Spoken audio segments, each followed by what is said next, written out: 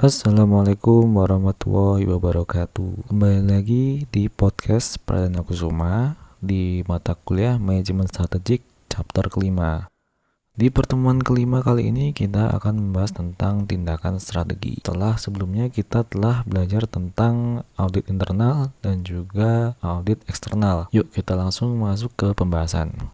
Berikut adalah model manajemen strategis yang komprehensif. Di pertemuan kelima kali ini kita sudah masuk kepada Establish Long-Term Objectives chapter kelima. Oke, kita masuk ke tujuan jangka panjang.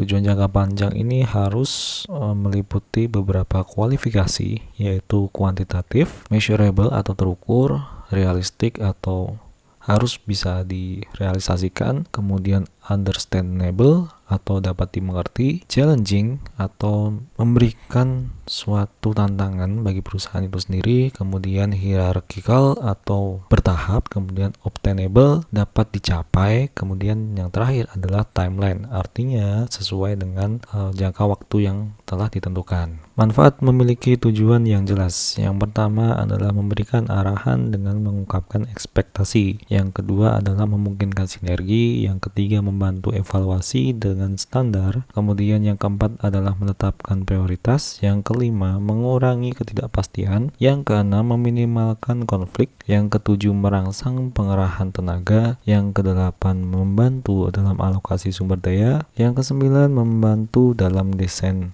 pekerjaan. Berikutnya yang terakhir adalah memberikan dasar untuk pengambilan keputusan yang konsisten. Oke, kita kemarin sudah belajar tentang audit internal dan audit eksternal, yaitu suatu alat analisis yang digunakan untuk menganalisis peluang, ancaman, dan juga strength dan weakness dari suatu perusahaan. Nah, setelah kita menganalisis hasilnya, berikutnya kita akan belajar tentang balance scorecard. Apa itu balance scorecard? Balance sheet scorecard adalah metode pengukuran hasil kinerja yang digunakan oleh perusahaan. Balance sheet scorecard ini dikembangkan oleh Dr. Andes Robert Kaplan dari Harvard Business School dan David Norton pada awal tahun 90-an. Balance sheet scorecard atau disingkat sebagai BSC digunakan untuk memperbaiki sistem pengukuran kinerja eksekutif. Fungsinya adalah, pertama, perusahaan jadi lebih tahu sejauh mana pergerakan dan perkembangan yang telah dicapai dalam menerapkan strategi-strateginya. Kemudian yang kedua adalah membantu untuk memberikan pandangan menyeluruh mengenai kinerja suatu perusahaan. Dan yang terakhir adalah agar kinerja lebih efektif dan efisien. Dibutuhkan sebuah informasi yang akurat yang mewakili sistem kerja yang dilakukan. Menurut Robert Kaplan dan David Norton, fungsi dari balance sheet scorecard ini sendiri yang pertama adalah mengevaluasi strategi dan sebagai teknik kontrol. Yang kedua menyeimbangkan ukuran keuangan dengan ukuran non-finansial. Yang ketiga menyeimbangkan tujuan pemegang saham dengan tujuan pelanggan dan operasional.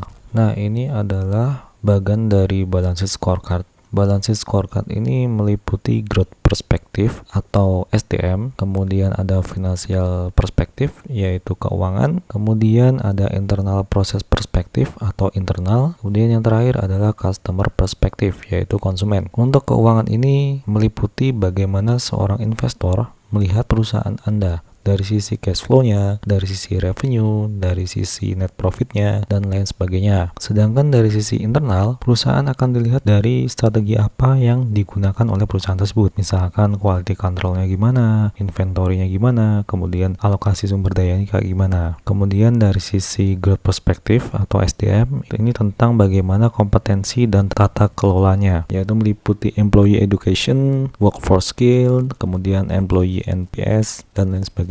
Kemudian yang terakhir adalah customer perspective, yaitu tentang bagaimana konsumen melihat Anda dari sisi brand value-nya, kemudian dari market share-nya, kemudian net promoter score-nya.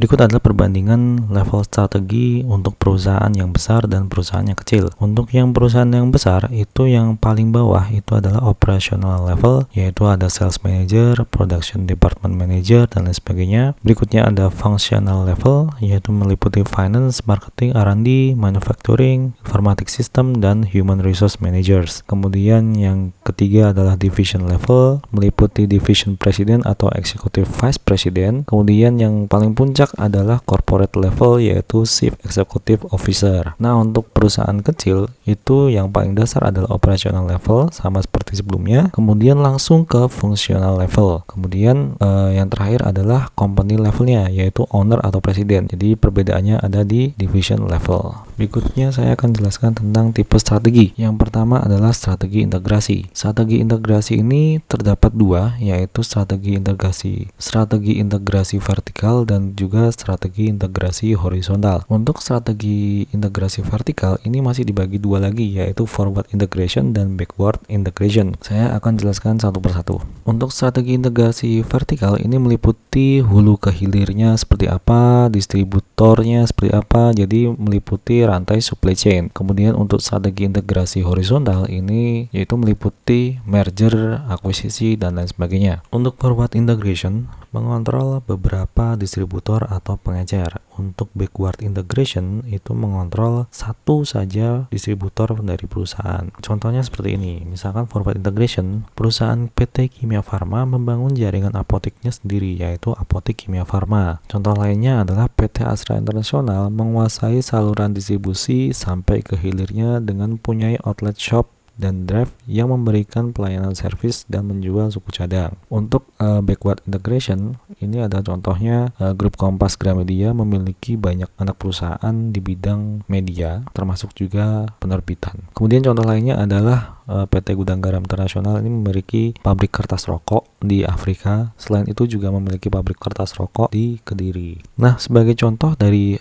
strategi integrasi horizontal ini adalah PT Indofood yang pertama kali mempopulerkan merek dagang Indomie. Kemudian mereka mengakuisisi merek dagang Supermi. Kemudian contoh lainnya adalah misalkan Coca-Cola mengakuisisi air minum merek lokal yang bernama Ades. Jadi teman-teman tahu ya kalau kenapa Ades itu ada labelnya Coca-Cola. Karena itu hasil akuisisi dari PT Coca-Cola. Berikutnya tipe strategi yaitu strategi intensif. Strategi intensif ini dibagi menjadi tiga, yaitu market penetration, kemudian market development, dan yang terakhir adalah product development. Sebagai contohnya adalah promosi besar-besaran melalui iklan terhadap produk baru. Kemudian contoh lainnya adalah membuat strategi pemasaran dengan slogan baru pada sebuah iklan produk. Nah, yang kedua adalah market development, yaitu memperkenalkan produk atau layanan yang ada ke dalam wilayah geografis baru. Market development ini contohnya adalah yang pertama, misalkan Garuda Indonesia ini membuka rute penerbangan baru, jadi membuka wilayah geografis baru. Kemudian contoh lainnya misalkan Hypermart membuka gerai retail baru. Kemudian yang terakhir adalah product development, yaitu mencari peningkatan penjualan dengan meningkatkan produk atau layanan yang saat ini atau mengembangkan sesuatu yang baru lagi. Misalkan contohnya adalah Indomie membuat varian baru sesuai dengan makanan khas Indonesia. Kemudian contoh lainnya adalah Telkomsel membuat produk paket bundling yang baru sehingga harganya lebih terjangkau untuk kalangan menengah ke bawah. Tipe strategi berikutnya adalah strategi diversifikasi. Terbagi menjadi dua, yaitu related diversification dan unrelated diversification. Related diversification menambahkan produk atau layanan baru namun masih saling berhubungan. Contohnya adalah perusahaan mobil seperti Suzuki dan Honda juga memproduksi beberapa sepeda motor. Kemudian contoh lainnya adalah kelompok usaha Kompas Gramedia yang masuk ke bisnis penerbitan, kemudian ada bisnis toko buku dan juga bisnis penyiaran. Berikutnya adalah unrelated diversification, yaitu menambahkan produk atau layanan baru namun tidak saling berhubungan dengan bisnis sebelumnya. Contohnya adalah Bank Lipo sebagai cikal bakal dari Lipo Group memutuskan untuk bergerak di sektor properti sehingga membuat sebuah mall-mall ya seperti Lipo Karawaci, Lipo Cikarang, dan lain sebagainya. Kemudian PT Maspion Indonesia memiliki Bank Maspion Indonesia, Maspion Securities, dan Maspion Money Changer. Berikutnya adalah tipe strategi yaitu strategi defensif. Terbagi menjadi tiga, yaitu penghematan atau retrenchment. Kemudian yang kedua adalah divestasi atau divestiture. Kemudian yang terakhir adalah likuidasi atau liquidation. Penghematan ini merupakan pengelompokan ulang melalui pengurangan biaya dan aset untuk membalikkan penurunan penjualan dan laba. Misalkan efisiensi ya. Jadi contohnya adalah misalkan sebuah perusahaan melakukan pengurangan karyawan untuk melakukan retrenchment atau efisiensi. Kemudian divestasi. Divestasi ini menjual divisi atau bagian dari suatu organisasi. Contohnya adalah Indosat melepaskan 50% sahamnya ke investor asing. Jadi sekarang diakuisisi oleh Ooredoo. Kemudian yang terakhir adalah likuidasi, yaitu menjual semua aset perusahaan sebagai bagian dari nilai nyata mereka. Contohnya adalah ini dikhususkan bagi perusahaan yang telah mengalami kebangkrutan. Jadi aset-aset yang sekiranya masih bisa dijual gunakan untuk membayar hutang-hutang dari perusahaan atau membayarkan pesangon-pesangon bagi karyawan yang terkena PHK dari perusahaan yang mengalami kebangkrutan. Oke, terima kasih. Sekian pembahasan kita hari ini mengenai tindakan strategi. Saya Pradana Kusuma pamit. Wassalamualaikum warahmatullahi wabarakatuh.